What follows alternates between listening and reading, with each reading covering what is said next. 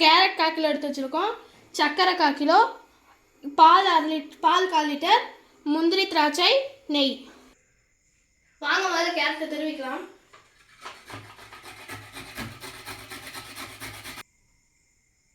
கேரட்டை துருவியாச்சு. இனி முந்திரி திராட்சையை வறுத்துக்கலாம்.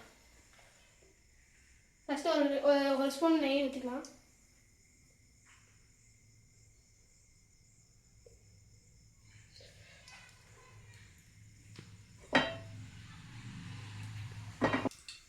நெய் சூடானதுக்கப்புறம் முந்திரி திராட்சையை போட்டு வறுத்துக்கலாம்.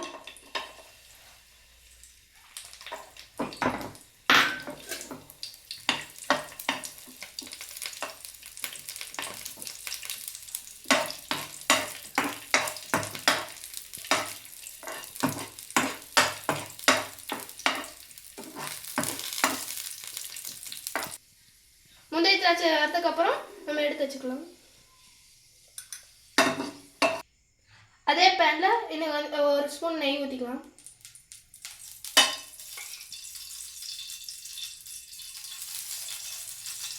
அதுக்கப்புறம் நம்ம கேரட்டை வறுத்து வச்சுக்கலாம்.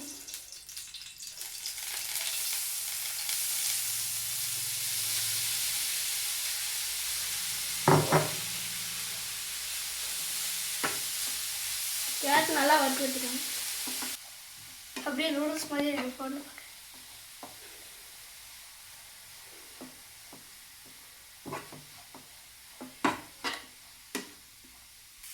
நல்லா வறுத்து வச்சு அடுத்தது பால் ஊற்றிக்கலாம். அப்படியே கொஞ்சம் கொஞ்சமாக சேர்க்கலாம்.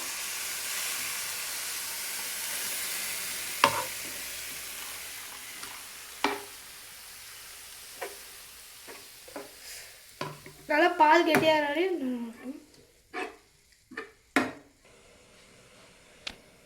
பால் நல்லா 20 நிமிஷம் நல்லா வெந்துருச்சு.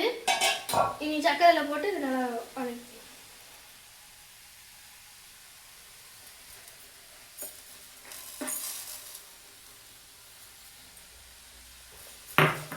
இனி சர்க்கரையில் தண்ணி வரும், அதுவும் நல்லா ட்ரை ஆகணும்.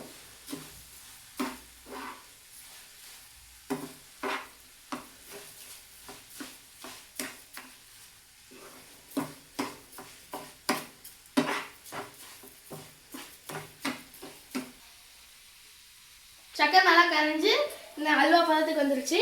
இனி அடுத்தது 1/2 ஸ்பூன் ஏலக்காய் பொடி போட்டுக்கலாம். நல்லா மிக்ஸ் பண்ணிக்கலாம்.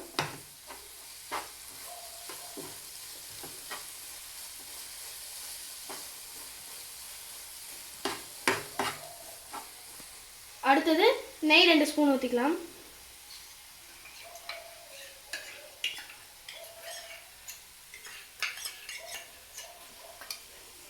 இது நல்லா மிக்ஸ் பண்ணிக்கலாம்.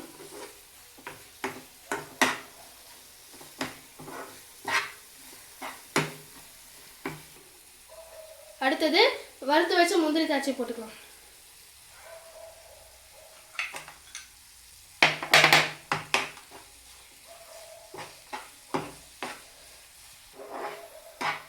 இனி அல்வா பதத்துக்கு ஒட்டாமல் அல்வா பதத்துக்கு வந்துருச்சு. நீ அடுப்பு ஆஃப் பண்ணிவிட்டு ஆற வச்சு சாப்பிடலாம். அல்வா ரெடி ஆயிடுச்சு. இனி என் தம்பி கூப்பிட்டு டேஸ்ட் எப்படி இருக்குன்னு கேட்கலாம்.